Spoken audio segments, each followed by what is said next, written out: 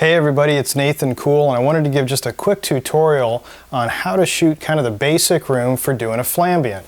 So you can see I'm set up here with my camera to shoot this particular room. This is in my house, so I've got quite a few different rooms that I have problems with if I was actually in the field trying to shoot. So I wanted to show you those as an example. And I'm going to do this with just one speed light. I'm going to do it with a Yongnuo, and it's very simple to do this. I wanted to show you though all the settings and what my thought process would be for doing this. So let's go ahead and get started. Now, once again, excuse the mess on this room, but let's take a look at the room real quick. So as you can see, this room has 3 windows. It's got a pretty good view to the outside. A lot of ambient light though is really coming in because of that. So if we were to try to do an HDR with this, you could probably pull it off. I'm sure that there's people that are really good with HDR. For me, I find it very quick just to do the flambient blending. That's where I'm going to take a flash shot, I'm going to take an ambient shot, I'm going to blend those together, and I'm also going to do some window pulls.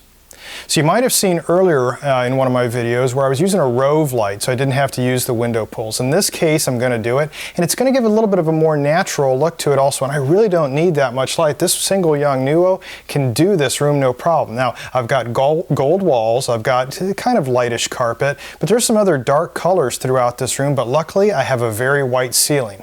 I've got a ceiling fan that I'm dealing with, so I could get some harsh shadows, and if I used a lot of light, I'd probably have worse shadows. So I'm going to do without the strong light, and I'm going to do it the easier way with just one Yongnuo, and also a cheaper way. These things are almost disposable, they're so cheap. So first thing I'm going to do, of course, I always take off my my big lens cap off this. I'm shooting with a Takina, 16 to 28 millimeter f2.8. I'm not using a cam ranger as you've seen on other videos. I'm just using some cactus triggers to trigger off my shutter release. And of course, then my transmitters are all cactus triggers too. I've got an old Yongnuo, it doesn't even have the wireless in it anymore. So let's get started. So first thing I've done is I've composed the shot. And I've got that no problem. I like it where it's actually composed. Found myself a focal point. And what I'm going to do is I'm going to turn the flash off. So the first thing is turning the flash off. Boom. Okay, we're down to 2. And I've got this set at ISO 320, 1/10 of a second, f6.3. Now, you kind of have to play with the shutter speed a little bit, but I know that using that type of an aperture with that type of an ISO setting, I'm not really going to need a whole lot of flash. And also, it's a good range to try to get ambient light in for this type of room. So first thing I'm going to do is fire off one of those shots. Once again, 1/10 of a second, ambient, no flash. Not bad. But you can see, though, the windows are blown out. We've got some nice ambient light coming over the bed. There's some ambient light coming into the ceiling, and that's not working too bad. Now comes the fun part. Now we're going to do flambient. So I'm going to go ahead and I'm going to turn my flash on. I'm just changing my channel here to do that on my cactus trigger. And to make everybody cringe, I'm going to touch my camera instead of using a cam ranger. And I'm going to go ahead and up this to about a 30th of a second, and that's it. 30th of the second without any of the ambient coming into it, be very little ambient, so it's going to really rely on the flash. So let me go ahead and grab this, and I actually am going to take it off the light stand. This trick here is what I call the Statue of Liberty. And that's because I stand here with it, and a lot of times too the bedrooms are quite small, so sometimes I'm just struggling to get in the door, and I just put this up there and boom, and fire it. Some people call it flash on a stick because there would still be a light stand attached to it. I'm going to point this guy up at the ceiling. He's on full power, 1/30th of a second, and boom, Statue of Liberty. Okay, so now we've got ourselves a flash frame. So that looks pretty good. The problem that we still have, I can blend those two together, but the windows are completely blown out. So what I want to do is I want to get some nice looking window pulls in there. So a quick way to kind of chimp this in without having to use a light meter, I'm just going to go ahead and set my Statue of Liberty light back over here. Put it on the light stand. Sometimes too, if I'm upstairs in a place, a house, I might not be carrying the light stand around. Sometimes I just throw it on the floor. I've seen some people actually have a strap they carry it on their side, and that works too. So what I'm going to do is I'm going to start chipping this down. I'm going to go up to about 1/60th of a second and see how well that works. Remember, I'm at ISO 320, and the flash for right now is off. I take a shot, not bad, but it's not really showing me that blue sky that I want to see outside. So I'm going to really lower the ISO. I'm going to lower the ISO instead of 320. I'm lowering the ISO to 100. 1/60th of a second on my shutter speed, and I'm keeping the aperture at f6.3, taking a shot here. There we go. Now we're talking about blue sky. It's still really dark, but I know where I should be to do the window pull. So now for the window pull, it's just a matter of now I'm going to turn on the flash. So I set my channel there to 3. I'm going to take my handy dandy Statue of Liberty torch. I'm at full power on this Yongnuo, and I'm going to get a little closer now to the window so I can get this full power on there. And I am going to start shooting windows. So I'm just going to shoot this guy. Bam! Got him. Now I'm going to start shooting the other guys. Just point them over there, and here we go, and a click. Boom! Got him done. And of course then one last one for over here. And here we go, last one for that little window. Boom. So now I've got 3 window pulls to work with. That really is basically all the footage that I need. This shot is completely done. What I might do for this room is turn around, go to the other side of the room where actually the camera filming me is, maybe get a little farther back, shoot the other direction. I don't have to do window pulls. I can do just a quick flambing. Just one shot for the ambient and 1 shot for the flash and blend those together. So now, how does this all work in post? Let's go ahead and get inside the computer and take a look and see how that works. Here we go.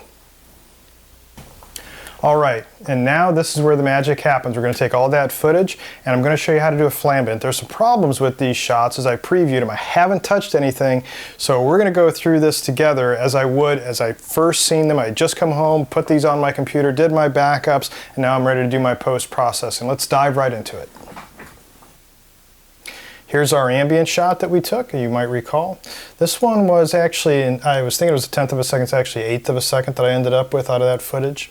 And you can see there's some problems. Got a real harsh ceiling fan shadow up here, and I could overcome that with some stronger lights, but in this example I'm just using a single Yongnuo to shoot this room and to be able to get some really nice even light. You can see if I just did an ambient shot, it's just not that good. It's just so blown out. We could probably do an HDR, but you're really going to have to really work with the dynamic range on that. A lot of different shots. So very simple for me is I just went ahead and I just shot then a flash frame. Now some of that ceiling fan shadow really got toned down, but we introduced a few other ones. The light got toned down here, but remember all that I did on this shot, this one was only 1/30th of a second. So I went from about 1/10 of a second to 1/30th. I still have some ambient light coming in, so I've got that. It's still too flashy, so we definitely want to blend some of this ambient back into it. But the other thing was doing the window pulls. So you remember we went ahead and shot just an ambient shot to see where we were, kind of chimping it in. We saw it, we were at ISO 100, f6.3, 1/160th of a second. So lot less light than when we were working with ISO 320 and doing ambient shots. So anyways, now that I had this, I knew what I would do for window pulls, so we went window pull 1, window pull 2, window pull 3, and window pull 1 has some issues because I pointed the flash right at the window to overexpose it. Now, the best way is actually to do it at an angle, and you typically don't have this much glare that's in there, but having that flare, I can fix that with this frame also. So let's go through it all together and try to do this as quick as possible. And usually a shot like this with this many problems and that many window pulls, it would take me about maybe up to about 3, maybe 5 minutes to edit. So that's one of the reasons too I like using the Rove light. I don't do window pulls. Doing this type of thing, I can shoot it faster, and then the editing time is maybe a minute. But we're going to show you how to do this on the cheap. It might take you a little bit more time because of this, so bear with me. Here we go. So first thing I'm going to do is correct for everything. I have a preset, and it's called RE Tachyna 16-28, and that's because of the lens that I'm using that I made. I click it, we can see that it corrected some stuff. All it did was basically enable profile corrections, remove chromatic aberration, adjust for verticals. I went ahead and did also some sharpening, and I also add some mask into it as well.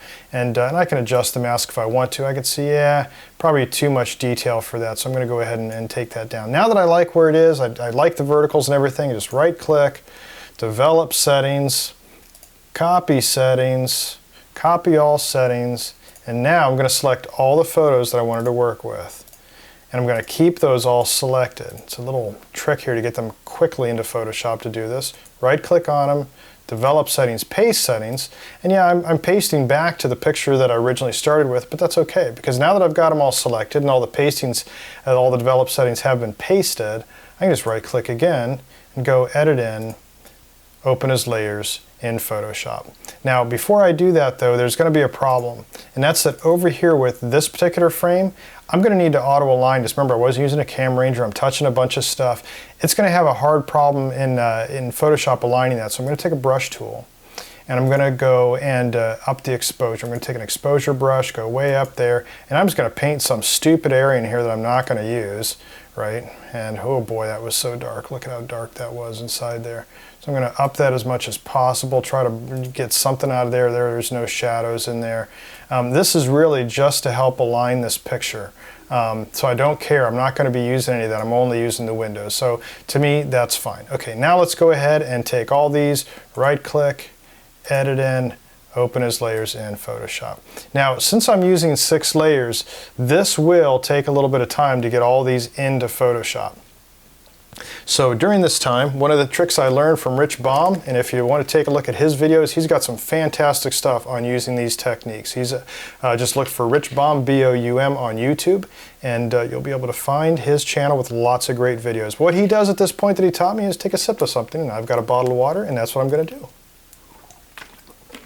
So as those are loading up, once again, usually if I just use 2 layers, that's loaded up way before now, but Photoshop is really working hard to try to get all these in there. Now that it is, I want to go ahead and align all these layers. Now I have an action that I've made, and I've gotten some requests to create a video to show how to make these actions, and I will, I promise. But what I'll do is I'm just going to hit the F2 key, and the F2 key then is going to auto align all these for me. You could select all those layers and go to Edit, Auto Align Layers, and it'll align them all for you. But this is just an action I made. And you can see there's now a little bit of fringe over here on the edge because sure enough, they weren't quite aligned. So let me go back out here. We can see our pictures. Now this is our ambient layer, so I'm going to keep that on the top, but I'm going to change it. I'm going to change that blending mode to luminosity. Don't worry about how it looks yet. Luminosity, layer, mask, hide. Okay. Now there's our standard shot that we want to use. That's great. Okay, that's our flash shot. That's going to be our base layer. So I want to move everything else up on top. First one on top is going to be that nasty looking window. Okay. And then I'm going to take, these are our window pulls, I'm going to put that right between there. Now we've got window pulls. So this guy, layer, mask, hide. And all the rest of these are going to go into Darken Mode. So I'm going to go into Darken Mode, layer, mask, hide. I'm going to go into this one, Darken Mode. I could probably do these all at the same time, but layer, mask, hide. Okay. Then I'm going to go into here, and I'm going to change that to Darken Mode also. And once again, you could group these together and do that without a problem. Layer, mask, hide. Okay. Now let's start the Flambient fun. So right now, our Flambient layer is this guy here. If I were to disable his layer mask by right-clicking on it, we can see that that would allow a certain amount of ambient light to fit in through here. We can fit in still some ambient here. Without that, this is what our flash shot would look like. So let's go ahead and select a brush tool. And with that brush tool, the important thing is making sure that the flow is low. I'm going to use a flow of 8% because I can use a lot of ambient in here, but you might want to lower that. Once you're selecting a mask over here, you probably know the colors will change. If you need to switch those around from black and white, you hit X. Boom, boom, boom. If there's some other colors, hit D. It goes to default. X switches them back and forth. So let's go ahead and start painting on here. First thing I definitely want to fix are some of these shadows if I can. So I'm painting on here just really lightly, and sure enough, some of those shadows are going away. Fantastic. Now let's get some ambient light going in here. So I'm brushing on here, and I can see that, yeah, the light comes in across the bed. I'm going to up this brush really big, zoom out just a tad, and this looks too flashy on the carpet. So I'm going over the carpet here and just darkening it, and way too much showing up over here. So now I've got this nice ambient type of look coming in, and sure enough over here, that's where my cat sleeps, by the way, at night. And I'm going to go ahead and lighten that up there on that. Now let's get a little bit more ceiling light coming in here, a little bit more something natural that's coming up from there. So you can do this to your heart's content as much as you want. You see I'm brightening up the wall. There's now a harsh shadow coming in over here from this lamp. from me doing that. So I probably don't want that much ambient right there. That looks distracting. I'm going to hit E for eraser. I've got 8% flow on there, and I'm just going to erase a little bit of that. Boom, simple. Now I've got a decent enough looking shot as far as the light balance is concerned. I kind of like where this is right now. And I know what's going to happen next after I'm done. I see a real hot spot up here though, so I'm going to use my brush tool and I'm going to go up here, and that's for my flash, and I'm going to tone that down. I'm probably going to crop that out when we're done, but now I'm just putting in a little bit of other ambient light throughout here, give it more of a natural effect of where those light would be streaming in, for instance, from that one window. That's really good. I like that. Let's see what happens up here. That's too much ambient right there. Let's see what happens up here on this. See, that's too much ambient. So we just back that off. Control Z is undo. So now what I'd like to do is do a darken mode. Let's start with that. This the window pull in darken mode. The first one here, disable the layer mask, and I can see that's that little one over there. So let's go ahead and we'll do that guy last. The one up here is our problem one that we have here, okay? So let's actually start with this one, and we'll, this is the small one over here, and we'll just do that one real quick. So I'm going to go ahead and select the brush tool, and at this time though, I'm going to put the opacity up to 100%. Fantastic. Now I'm going to zoom in. Okay, and to do that too, I'm hitting Control plus, which is a nice little shortcut to do that. You can also hit Z for the zoom tool, and that'll take you in there too. Okay, now B for the brush tool, 100%, and I'm going to paint that guy in. Boom, we got some views of the outside. And when you do this with the darken mode, not to get too technical about what's going on here, but basically you don't have to be too careful. It's going to go ahead and darken the things that were just too light. So I'm there, that looks good. Okay, now we've got one window done. Let's take a look at the next one in line here, the middle window. If we disable that layer mask, we can see that it's right there. So let's go ahead and zoom in to that one, and we'll take our brush tool and let's go ahead and paint that one in. Okay, now this one's going to be real dark, okay, and that's a little bit too dark for me, so I'm going to show you something after I get this one actually painted in that I do. So to make it look a little bit better, it's like, wow, that's a real dark looking tree out there compared to a room that's not all that lit. Remember, we want it to look somewhat natural. We just want this view to look as though, yeah, it's ideal. So that's not too bad. But I want to lighten that up just a little bit. So let's go ahead and zoom out. I'm going to select my eraser tool. I'm going to use a very low flow, once again about 8%, and I'm just going to hit that window. Boom. There. That's not too bad. I'm going to make my brush a little smaller, go across it just a little bit. There. That's kind of nice, not too bad. Okay, now last window pull. Zoom in over here. This is going to be the guy that has the problem. Brush tool, 100%. Okay. And let's see where our problem lies. We'll paint this in. Love the views from the outside from this particular room. But yeah, there's a lot of light that comes in. So we've got blockout blinds here actually too, so we can actually sleep at night. But here we go. Okay, so that's great. Okay, I got a nice view of the outside, and then it looks like the sun's corona over here. So how do I fix that? So I can go in here. I can take now this layer that was, I'm going to disable it, it's at the very top. That was our ambient shot of that. So I can do a couple things. I could go ahead and paint that in there, and if I'm very careful, you could see I could probably paint some of that in there. But that's going to be a little bit too hard. But let's go ahead and just do a little bit of it. Let's take, we'll go back out here from where the brush tool was, and we'll just brush in just very lightly with a very low flow. So I'll just do like that. And I've got a little bit of correction going on there. So that's good. Yep, wrong one. So I've got just a little bit of correction going on there. I'm losing a little bit of the sky because the lighting is just slightly different. So now what I'm going to do, let's go out here and see how it all looks. Okay, not too bad. You can see that's a little bit of gray, so we're going to fix that real quick with the clone tool. I'm going to take all these layers. I've got them all highlighted. I'm going to right click, I'm going to go flatten image. Now I've just got one thing. Hit the zoom tool by hitting Z. Let's go back in here. And now what I'm going to do, there's a lot of ways to fix this, but just one real quick. I'm just going to do the clone tool. I'm going to put my flow at about 15%. I'm going to go ahead and select then an area of sky that I like. Let's not go back there. I'm just selecting all kinds of stuff with keystrokes here.